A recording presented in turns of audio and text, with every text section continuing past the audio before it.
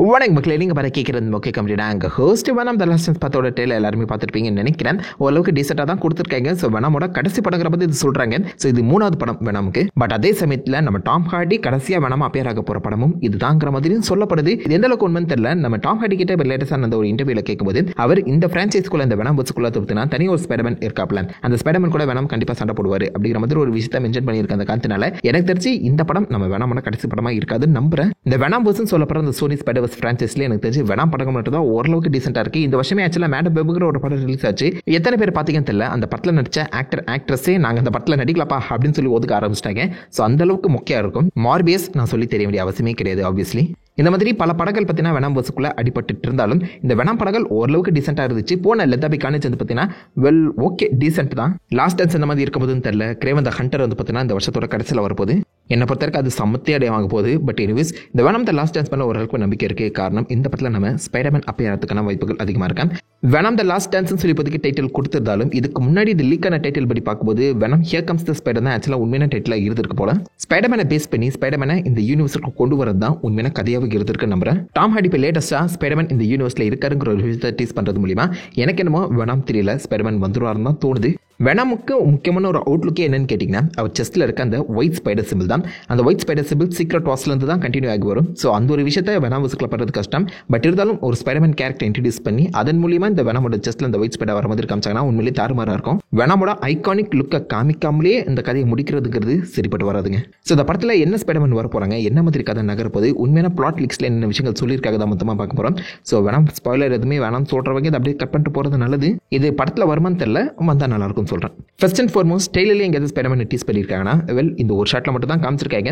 அந்த குட்டி பையனை தான் எல்லாருமே ஸ்பைடர்மேன் சொல்லிட்டு இருக்காங்க. ஸோ பிளாட் லீக் படி இது பெர்ஃபெக்டாக மேட்ச் ஆக தான் செய்யுது. ஒரு 10 வயசு பையனை இந்த படத்தில் வந்து ஸ்பைடர்மேனாக காமிக்க ட்ரை பண்ணுவாங்களாம். அதுலேயுமே நம்ம வேணாம் அதாவது எடி ப்ராக் அது பார்த்தீங்கன்னா இந்த பையனை தன்னுடைய பையனை வந்து பார்க்குற மாதிரி தான் கதையை எழுதியிருக்காங்களாம்.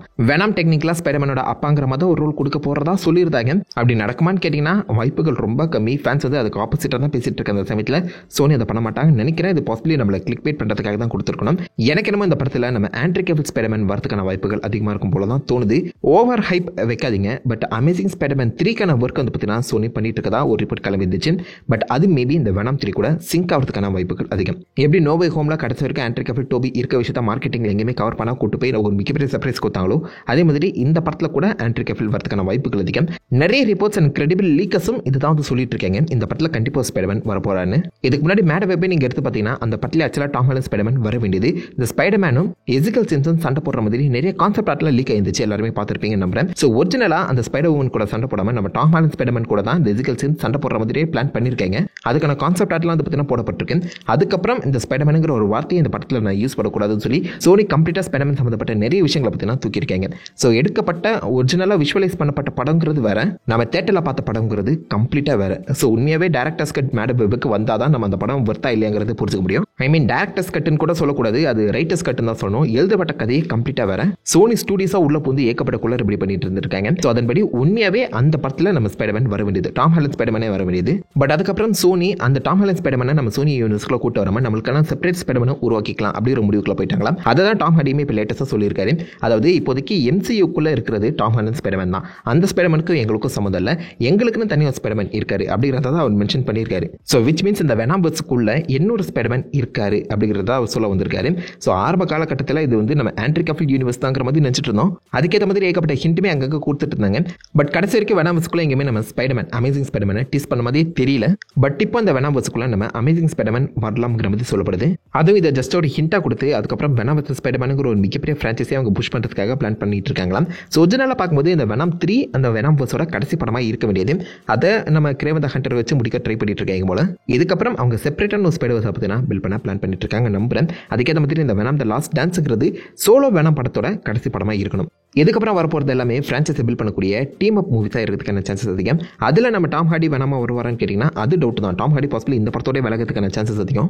ஏதோ ஒரு பசங்க கேட்டான்னு பண்ணிட்டு இருக்காப்ல நான் கேள்விப்பட்டேன். ஸோ இதுக்கப்புறம் அடி வாங்க முடியாது, விளைக்கிறேன் அப்படிங்கிற மாதிரி கிளம்பலாம். பட் இதுலேருந்து இன்னொரு ஃப்ரான்ச்சைஸ் பார்த்தீங்கன்னா பில்ட் ஆகிறதுக்கான சான்சஸ் இருக்கு. சோலோ வேணாம் படங்களை ஃபோக்கஸ் பண்ணாமல் எனக்கு தெரிஞ்சு டீம் அப் மூவிஸ் மேலே சோனி அதிகமான ஃபோக்கஸ் போட்டுக்கான வாய்ப்புகள் இருக்கு. அதில் அமேசிங் ஸ்பைடர்மேனை இறக்குனா உண்மையிலே தாறுமாறாக இருக்கும். அமேசிங் ஸ்பைடர்மேன் நீங்கள் கண்டிப்பாக எதிர்பார்த்துறாதீங்க. ஏன்னா சோனி அந்த பக்கம் எடுக்கிற முடிவிலே இல்லை. இப்போ லேட்டஸ்டாக ஸ்பைடர்மேன் ஸ்பைடர்மேன் படங்களை ஆக்சுவலாக நம்ம சோனி ரீரிலீஸ் பண்ணிட்டு இருந்தாங்க. அதில் இந்த அமேசிங் ஸ்பைடர்மேன் ஓரளவுக்கு டீசென்டான கலெக்ஷன் தான் பண்ணியிருக்கேன். சாம் ரேமியோட ஸ்பைடர்மேன் தான் அதிகமான கலெக்ஷன் எடுத்திருக்கு ரீரிலீஸில். ஸோ சாம் ரேமியோட ஸ்பைடர்மேன் 4 வரதுக்கான சான்சஸ் அதிகம். சாம் ரேமியுமே பல இடங்கள் அதை வந்து டீஸ் பண்ணிட்டு இருக்காரு. இப்போ லேட்டஸ்ட்டாக சொல்ல முடியாது சாம் ரேமியோட ஸ்பைடர்மேன் 4 நடக்கலாம். பட் ஆண்ட்ரி கேவில் ஸ்பைடர்மேனை எனக்கு தெரிஞ்சு மோஸ்ட்லி டீம் அப் மூவிஸ்க்குள்ள தான் கொண்டு வருவாங்க நம்புறேன். ஏன்னா அவருக்கும் தனியாக ஒரு ஃபேன் பேஸ் இருக்கதாங்க செய்யுது. அதை கண்டிப்பாக யாராலுமே நிராகரிக்க முடியாது. அது 10வது வரைக்கும் இப்போ லேட்டஸ்ட்டாக ஸ்பைடர்மேன் 4 MCU ஸ்பைடர்மேன் 4 நம்ம சோனி கிட்டத்தட்ட நோ வே ஹோம் ஸ்டைலில் ஒரு மிகப்பெரிய மல்டிவர்ஸ் ஈவெண்ட்டாக தான் கொண்டு வர பிளான் பண்ணிட்டு இருந்தாங்க.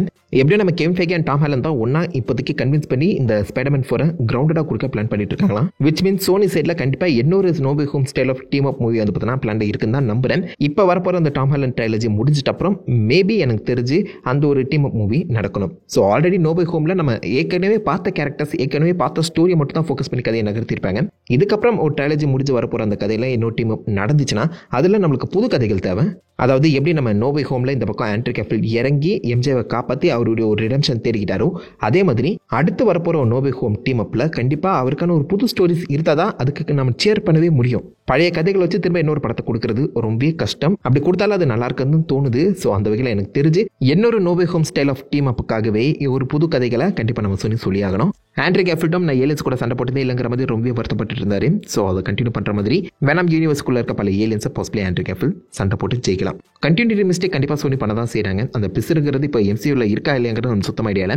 ஸோ அங்கே MCUக்குள்ளே இருக்குது சோனிக்குள்ளேயும் இருக்குது அப்படிங்கிற மாதிரி சொன்னாங்கன்னா ஓகே. ஏன்னா MCUக்குள்ளே அந்த பிசுறு இருந்தால் மட்டும்தான் அது நம்ம டாம் ஹாலண்ட் ஸ்பைடர்மேனுக்கு அந்த வெனம் சுட்டு கொடுக்கும். அதே மாதிரி கண்டினியூ பண்ண போகிறாங்கன்னு பார்ப்போம். அண்ட் கண்டிப்பாக எனக்கு தெரிஞ்சு இந்த படத்தோட எண்டில் நல்ல டீஸ் பண்ணுவாங்க தான் தோணுது. ட்ரெயிலரில் சில விஷயங்கள் அப்படி தான் நம்மளை டேரக்ட் பண்ணுது. ஃபார் எக்ஸாம்பிள் இந்த ஷாட்டில் நீங்கள் பார்த்தீங்கன்னா ஜீனோஃபேஜ்னு சொல்லப்படுற நிறைய பயங்கரமான அந்த மிருக நாய்கள் வந்து நம்ம வெனம் ஹண்ட் பண்ணிட்டு இருக்கேன். அண்ட் வெனமே ஒரு கட்டத்தில் என் வீட்டுக்கு நான் இங்கே இருக்க விஷயம் தெரிஞ்சு போச்சு அப்படிங்கிற மாதிரி மென்ஷன் பண்ணியிருப்பாப்பேன். ஸோ வீடுங்கிறது கிளின்டார், அதாவது த ஹோம் ஆஃப் சிம்பியாஸ். அண்ட் அந்த சிம்பியாஸ் ஹோமில் சென்டரில் இருக்கிறது ஆப்வியஸாக நல் தான். ஸோ இந்த வெனம் ஒன்லேயே ஆக்சுவலாக நம்ம ரைட் வந்து பார்த்தீங்கன்னா இந்த பூமியை அந்த கிளின்டாருக்கு ஒரு ஃபீடிங் கிரௌடாக கொடுக்கணும் தான் பிளான் பண்ணிட்டு இருந்தாரு.